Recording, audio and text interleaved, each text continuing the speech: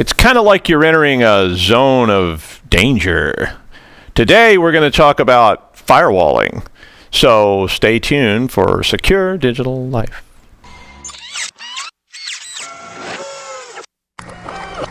This is a Security Weekly production. Welcome to Secure Digital Life.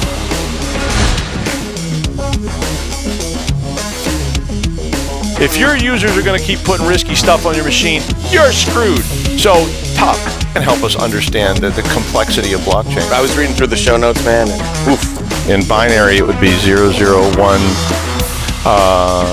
Who cares?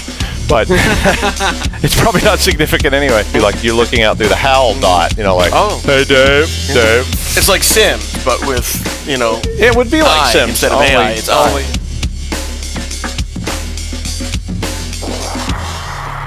Roger Williams University is a premier destination for cybersecurity, offering in-person and online classes designed and taught in collaboration with industry experts. Using virtual environments that simulate real-world systems, you'll solve complex cyber issues and analyze cyber threats to prepare you for in-demand jobs in this rapidly growing field. Whether you're just starting out or want to advance in the cyber profession, RWU offers degrees and coursework at all levels. Learn more at rwu.edu/cyber.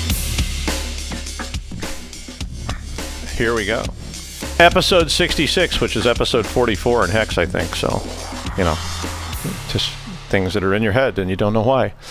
Ticket sales are open for Social Engineering Rhode Island conference on Saturday, June the 6th at Salve Regina University in Newport, Rhode Island. It's actually in a mansion. So if you ever wanted to go see a mansion, like a real one where like weird robber barons used to live and people had parties with giraffes in the backyard, that kind of strange thing, that's the place to go because they used to do that kind of stuff. They probably still do that kind of stuff. Maybe not at Salve Regina, but probably like right next door. There's no telling what may be going on.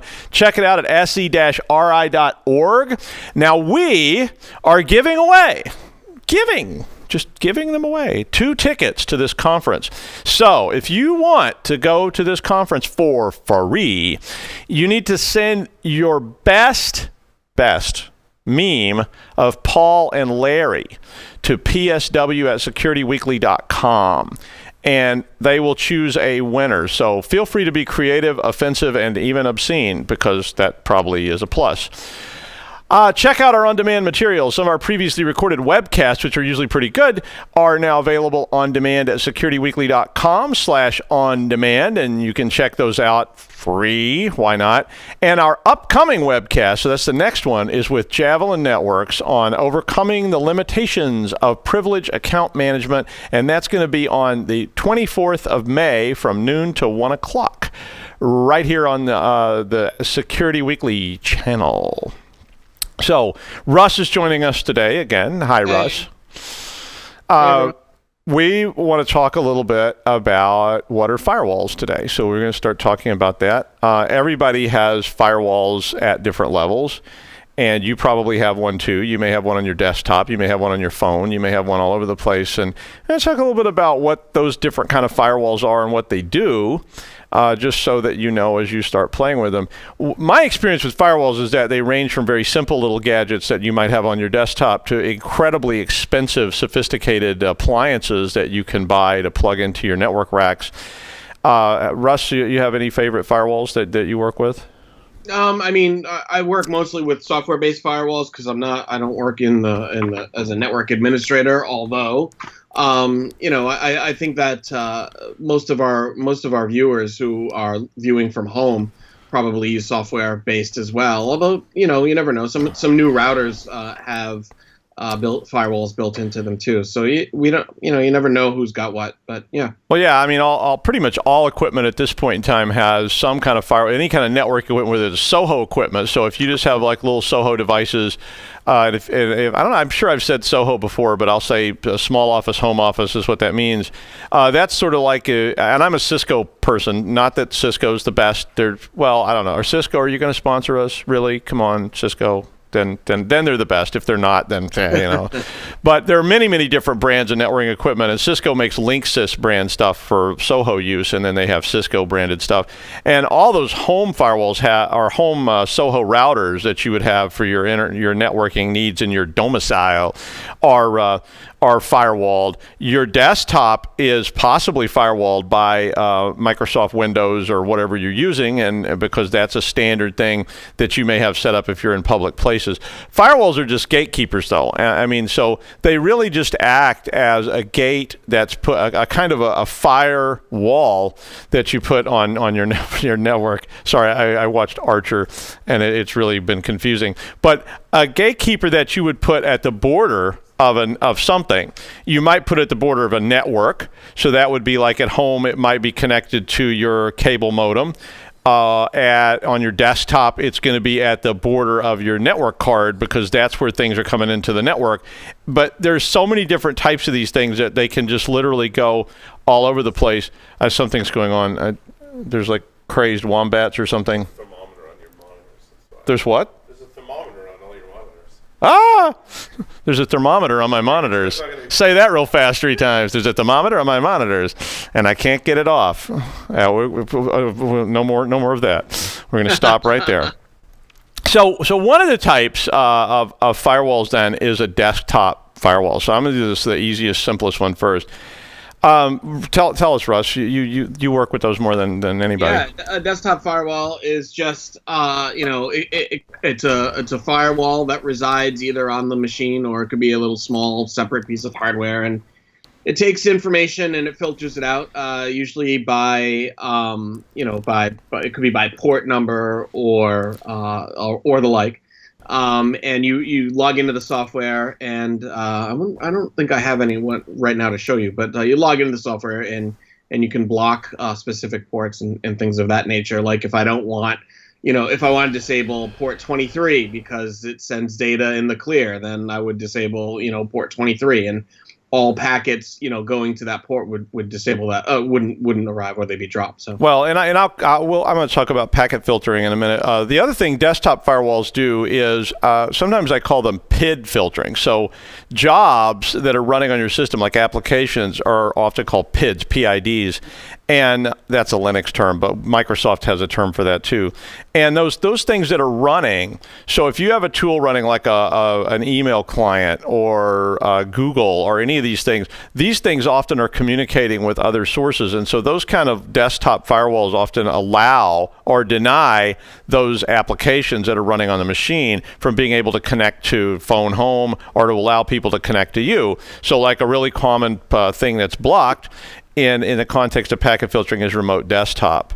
So remote desktop, which people call RDP, you usually don't want to allow just anyone to come in and connect to your desktop with remote desktop, because if you don't have passwords and things, they can cause problems. But so the most simple kind of firewall that you get then is called a layer 3 or a packet filtering type of firewall. And this is the oldest, most common, cheapest kind of firewall. And again, the pricing on these can range from free, like stuff like monowall and things like that you can put on Linux, to very expensive, very sophisticated devices. Although typically the cost of these is associated with how much throughput they can handle. So if you are trying to firewall a giant network of pornographic video enthusiasts, you get a lot of throughput to allow that kind of thing.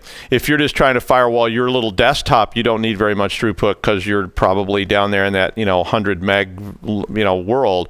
But a layer 3 packet filtering firewall basically focuses on what Russ was talking about, which is ports. So in the show notes, I wrote a little access list rule, like a Cisco access list rule, where you could use a protocol. So a protocol might be ICMP.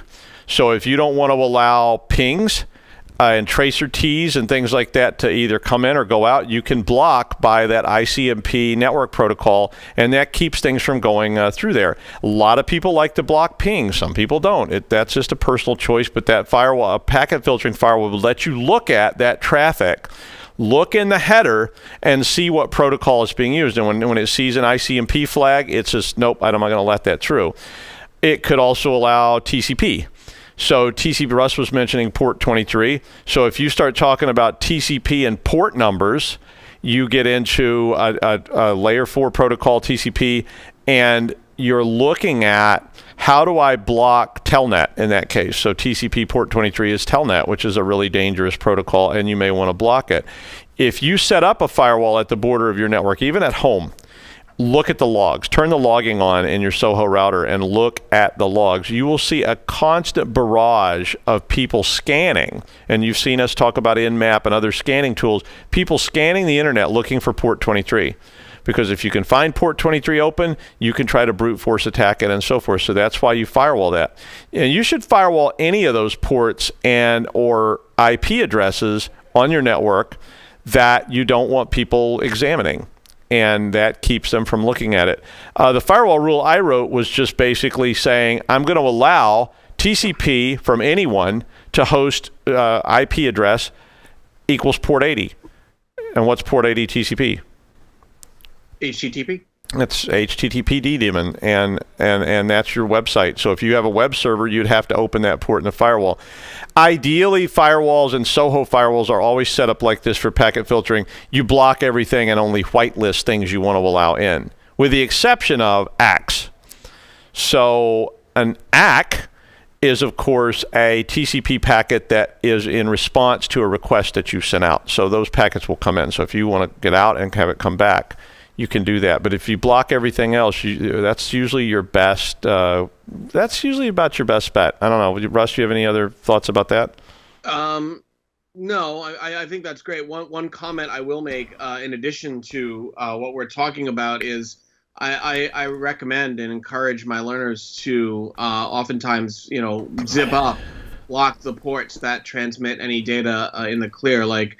You talked about Telnet on port 23 and FTP also, on port 21, and instead, I would block those ports and instead use in favor of the more secure ones, which is 990, which is FTPS or SSH for instead of Telnet. Yeah, and remember that FTP runs on 20 and 21, and if you run it as passive, it actually uses a range of ports from above 1024, so it goes up there and finds another one. So FTP is a good thing to, but if you block 2021 TCP, you blocked FTP. The upper part won't matter very much. UDP protocol as well. UDP is the other protocol these are the three. So ICMP, TCP, and UDP. UDP is a really common protocol that's used on networks for DNS. So when you type in CNN.com or you type in whatever you want to type in, that's where DNS runs, and DHCP, which is the other one that's out there. So you usually don't have DHCP coming in from the outside, but if you are running a larger enterprise type network, you may well. And so my advice on packet filtering firewalls is you need one. So that's advice number one. But before you just slam the door, sit down with something like Wireshark, and if you don't know how to use that, we have a show about it. You can go find it in the archive. But look at your traffic. I've seen this where people slap some kind of security requirement in, and they just start blocking things, and all of a sudden your phone's going to light up even if you're at home, because you're just supporting 2 or 3 people, and you suddenly say, we're going to get real secure around here, and then you cut all these things off. You may have other needs like VPNs. So if you have people at home using VPNs, they may need to have special access, especially if it's a client to a VPN server. So at our house, we have several different VPN endpoints that we have to be able to get to, and that has to be able to reply. If you have any inbound traffic, you're going to have rules allowing that inbound traffic, and it's a little bit tricky. But I mean, that's something you can definitely set up at home. You have at home already. I'm sure it's in place. I'm sure it's running. But if you've never looked at the log on your Soho, you should log into it and see what it looks like, because you may not even have logging turned on. And if you've never actually logged your own network, that's kind of important. One of the things too, Doug, that we want to make sure that the users are aware of is like, many of us that have Soho networks at home, we are supporting multiple devices. I must have at least 30 devices on my home network. some, light bulbs and refrigerators and microwave ovens or whatever, that kind of crap, more than just computers. But when you have kids, or when you're playing video games, those consoles also require certain ports on both TCP and UDP to be opened up. So one of the ways around, for people who aren't as savvy with creating firewall rules, or managing their firewall at home, they'll use port forwarding and forward all inbound traffic to port 80, which is wicked dangerous. And you and I have done a show on that before. Yeah. And port forwarding is something that you may have to do at home, especially if you only have one IP address. So if your border only has a single IP that you can manage, then you will have to port forward. So you may have ports going to different internal IP addresses, and based on that. And have we ever done a show on NAT and PAT? I don't know on NAT and PAT, but we did do one on port forwarding, or at least that was part of one show. We'll probably do a show on PAT then, because PAT's one of those really horrifically misunderstood items. So maybe next week we'll do a show on DIN, DNS, and PAT, because that's a really common screw-up place for people's networks. You can certainly block IPs at home. My typical recommendation is that you use the whitelist model, and the whitelist model basically means you block everything, and then you just allow very, very specific things. Now, remember, I'm not counting ACKs. So if you're using from internally, I'm not blocking stuff that's coming back to you. So if you go to MSNBC, those packets are going to come in because they have ACKs set on them. But if you have inbound traffic, you really should just open the IP addresses that you know are trusted. If you just leave it wide open, you're going to have a big problem because of scanning. CERT and other organizations, InfraGard, CERT, all those publish regular lists of really dangerous IPs that have been known to be doing bad things already. And if you're using a blacklist model at your enterprise, so at your company or whatever, you may want to be sure you have those things blocked, even from stuff you allow. So what I regularly do is go in my packet filtering firewall, and I use that CERT list, and I block even from the services I allow. So I have web servers, I have other inbound traffic. Like if you're on that blacklist from CERT, you can't get to my VPN server, even though normally you could, even if you were at a Starbucks somewhere.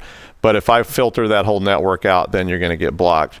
But you can even download those files from the various websites and then upload them to absolutely you can. And then they'll send them to you in email if you become a member of InfraGard or CERT or any of those things. And those are like free services, so you can join those. And I encourage you to do so. InfraGard's a pretty cool one, and you get a lot of connection to the FBI if you want to do that. Or maybe you don't want to do that, and you'd say, I'd really rather have as few connections to the FBI as possible. But I'm a member of InfraGard, and I get all their updates. But CERT does the same thing. Another type of firewall then is a stateful firewall.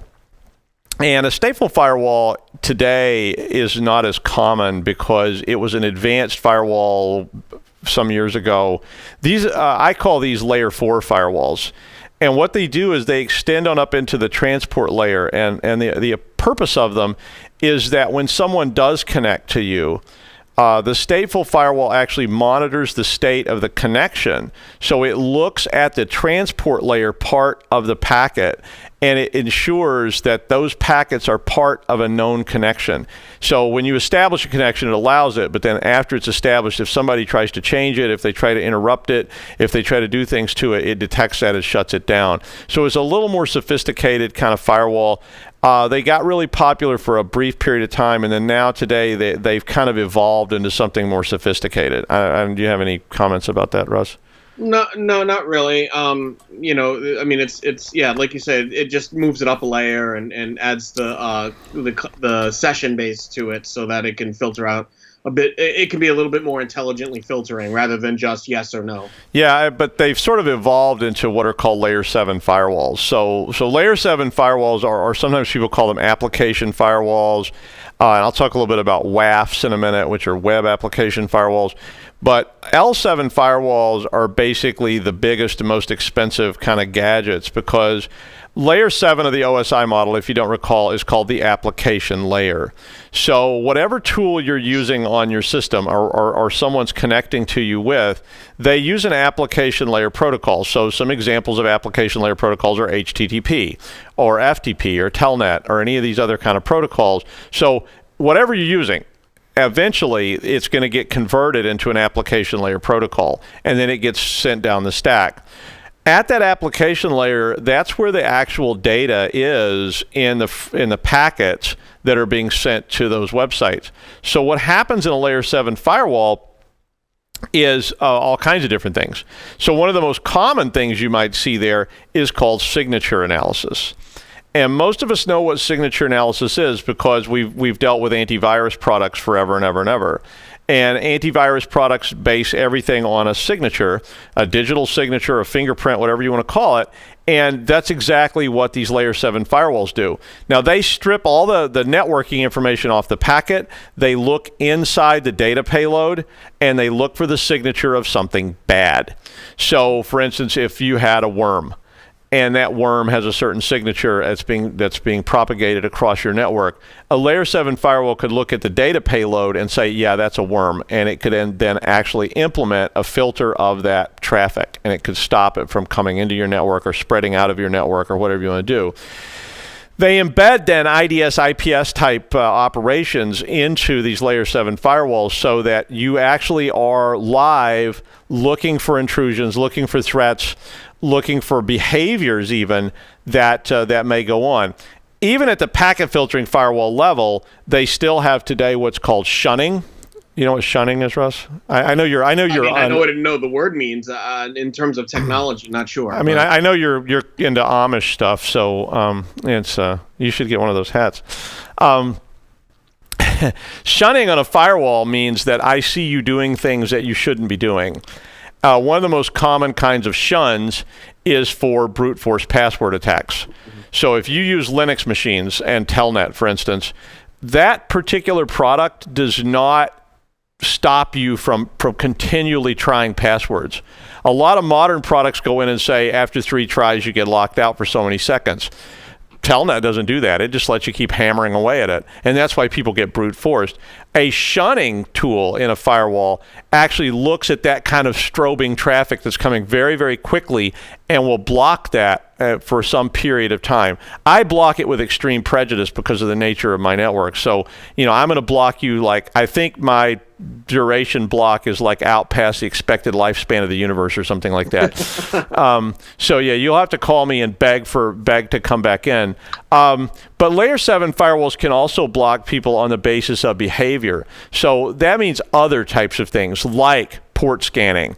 And sometimes packet filters do that. My ASA packet filter does that as well. But these higher level tools can really jump in there and put all sorts of elaborate controls and constraints and manipulations on traffic as it comes in. Now, as you could probably guess about that, once you start unwrapping every single packet and looking at it, it takes a lot of horseware. Horseware? Okay, horseware.com. I'm licensing it now. It'll go right along with my hothorse.com domain. But horseware, a lot of horsepower to equal the same throughput of a layer 3 firewall. So as you do that. So as an analogy for all this, if you have a cart full of mail, so if you just bring a whole mail cart in full of snail mail and you start looking at it, a layer 3 type firewall is really just looking at the envelopes and the addressing on the envelopes. And it says, does it have a zip code? Is a zip code something that's valid? Does it have a return address? Does the return address have a valid zip code? Okay, yeah, I'm good. I mean, and you could even extend that and say, is it way too much, or is it the wrong size and shape or whatever, and I'm not going to allow it to go into the system. That's what a layer 3 firewall really does for you. But if we start taking that up, the next thing that happens with these higher level firewalls, a layer 4 firewall is going to actually look at that source and destination. So now it doesn't just say, does it have a zip code? It looks at it and says, is this a valid zip code? And is it a zip code that makes sense? So we shouldn't be receiving mail from Canada. So I'm going to block that mail. We don't deliver mail from Canada because you know how those Canadians are. You know who you are, Canadians, always shifty around with your, yeah, I know about that, with that poutine stuff or whatever. Yeah, we need some poutine here. So, but if you want to really take this to the limit, to really enter the zone of danger, that's where you get into the layer 7 part of the analogy. And in the layer 7 analogy now, I'm not going to just look at the cover of the envelope. I'm going to actually steam the envelope open. So a la Lucy and Ethel in 1965. I'm going to steam that envelope open, take the letter out of it. I'm going to read the letter and see if there's anything inappropriate. So this is like the censor bureau. So they used to have like a military censor bureau, and people mailed letters to people that were in the military. The censors read all the letters, and they cut out parts they didn't like. And a layer 7 firewall is really doing that. So that's definitely going to take a lot of horsepower or horseware or just plain horse to make that thing work. So layer 7 firewalls are certainly more expensive, but they've definitely come down in price. They're starting to get into the realm of possibility for people even with small enterprises. Not really a home thing, but some of those little home Soho things do have stuff like that. The other one is a WAF. And a WAF is a web application firewall. And if you've watched any of the other shows, you've probably heard them talk about these things. These are usually appliances, which means that it's an actual standalone box. And a lot of these other firewalls are too. But WAFs are often sold as a web application firewall appliance. And you would put it in your rack and you feed everything through it that's going to your web server. So the idea of it is, let's let the other firewall have a break and all that web traffic. So this is all your HTTP, HTTPS traffic that's coming in gets redirected just to that WAF. And the WAF is going to let you do all kinds of things depending on what kind of WAF it is and how much it costs and all this sort of stuff. It may be as simple as it's just really a packet filter. That's just handling all the traffic that's overflow from your other routers. So because web traffic is so voluminous, you've dedicated a whole appliance just to that. But it may also be a really sophisticated WAF, and it has IDS, IPS in it. But more commonly, what these things are looking for is behaviors that are related to web applications or web on the page. So if you're running a server which has database on the back end, this thing can probably detect people attempting to do SQL injections.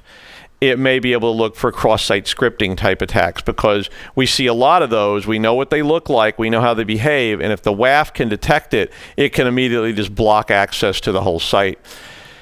You can also expand WAFs, and I've seen WAFs that actually have vulnerability scanning built into them, and you'll see that. One real common place you'll see stuff like that is PCI DSS. Do you know what that is, Russ? Yeah, you do. I know why you know that. Gave this little presentation on his dissertation, and it has to do with processing credit cards and data security standards. Right, because PCI DSS, which is the Payment Card Industry Data Security Standard, we saw a guy doing his master's thesis about PCI DSS the other night. And I was thinking about that, and a WAF is often put in place with PCI DSS because there are a lot of attacks directed at people that are doing payments. Because, as you might guess, there's credit card information, there's money, there's the ability to steal money, and that just adds up to bad guys. Yeah, that's one of the 200 requirements that those PCI DSS standards require. That's right. And so they require you to have this kind of IDS, IPS WAF stuff. And so there's a lot of actual WAFs, products that are manufactured just for PCI DSS compliance. And one of the things we were hearing about was how a lot of small businesses and small enterprises don't have compliance with PCI DSS because it's expensive and difficult. And I get it. Because you start pricing out. The first time I ever looked at a WAF, this guy came to, this was years ago, this guy came and was trying to sell us one at the university and said, you really need this. And I was like, wow, it sounds really cool. Because at the time, I was doing firewalling by hand. So I was actually literally like doing home rolled firewalls on Linux. And I had a Linux machine. It had 2 NICs in it. And there was inbound traffic went in one side and came out the other. And I was literally managing that with like Linux-based firewalling. And which was called IP tables, and I had written all the rules, and I couldn't afford to buy a firewall even, just like a basic one. And this guy was trying to sell me the WAF, and I was like, well, that's a really cool gadget. Well, how much does it cost? And he was like, well, I could put you into a really nice one today for only $10,000. And I was like, Wow, yeah. Give me, and I actually said, could I get 2 so that I would have failover? And he was like, absolutely. It completely supports failover, and that's really the model we recommend. And I was like, well, what about 4? Then I would have like quantum failover. So I'd have failover. And he's like, oh, that's an excellent. And he's a sales guy. You know what I was talking about. And he's like, quantum, eh? I was like, yeah, it would be like a quantum stack. So you've got like failover, and then you've got like Schrodinger's failover up here. And so it's like, you have a mesh WAF. We could actually fail and not fail at the same time in a quantum universe. And the guy was like, that's an excellent idea. I think that's great. Because, of course, by then he was all sweaty because he thought he was about to sell $40,000 worth of WAFs. Little did he know he was about to sell $0 worth of WAFs. And I actually sat down and built my own out of IP tables, and then it didn't cost anything, but it took a lot more work. But if you're running credit card processing or other payments or any kind of secured information and you have a website, WAFs are definitely something you should keep in mind, because if you've got people targeting your customer base or they're targeting you and they're trying to get information out of there, that's exactly what those kind of things actually do. Some of them link into OWASP. OWASP is Open Web Application Security Project, horseware. And that's a list of vulnerabilities. So if you have this, it can update its vulnerability list every day. Lastly, proxy servers. So one other kind of thing that people do use, and I misspelled Dan's Guardian on the show notes, so it's not Dan's Guardian, although that sounds... Guardian. It's yeah, that's the French version of Le Dan's Guardian. No, it's Guardian. But Dan's Guardian was a famous proxy server tool that you could build that worked a lot like a firewall. These tend to be for managing web-based traffic. So, but they work a lot like WAFs and L7 firewalls in that they just look at the headers, see what that traffic's going to. It can be as simple as a packet filter. It can be as sophisticated as some signature analysis to try and identify all this stuff. It can even be keyword based. So we used to build them where they just, the fact that there was a keyword in the name of the website. So if you went to porno.com, it would block that because the word porno was in there. Now, obviously, people figured out pretty quick ways around this by naming their site stuff like hothorse.com, in which case it was having a great deal of difficulty blocking it. Russ, what else about firewalls? I was actually going to ask you as we think about wrapping up. Is it more like one and done, or would you suggest that users use a multiple setup or arrangement of these different types of firewalls? Well, that's a good question. I mean, it depends on the nature of your network. So if your network's very simple, like it's just a home network and there's one segment back there, probably that one and done model is your best bet, because as you add complexity, you add management issues, and now you have to support it. But if you've got layers in your network, so at my network at home, we have the border, we have the DMZ where we have some server stuff, we have like guests, we have family, and we have my offices. So all those are in different networks, and all those networks have firewalls between them. For me, being overly complex, but the idea is the same. You have to look at the nature of your enterprise and say, how many firewalls do I need? Do you need them on the desktop? And I go back and forth on that. Like, do you need a firewall on your desktop if you actually have a firewall at the border? At home, maybe not. If you're in a big environment, if you're in a Starbucks, you probably need a firewall locally, because if you have stuff open, someone can connect to it, and you may be sitting at Starbucks and somebody's actually connecting your machine through an open port. So firewalls, very important. They, like I say, you can roll your own. You can still build your own stuff on a server chassis. You can buy really expensive ones and everything in between. And there are many, many different brands, and it's all lots of fun. So if you've never logged into your own little Soho firewall, I would do that today, because it'll be interesting. But make backups before you do it, because if you screw something up, good luck. Russ, anything else? No, that's it. I'm looking forward to our Nat and Pat segment. I think that's a good idea. I don't think we've talked about that before, and I hate it when people don't understand Pat, and it drives me crazy. So we should, and you're all using it. Everybody's using it right now. So thanks for watching, and we'll see you next time on Secure Digital Life.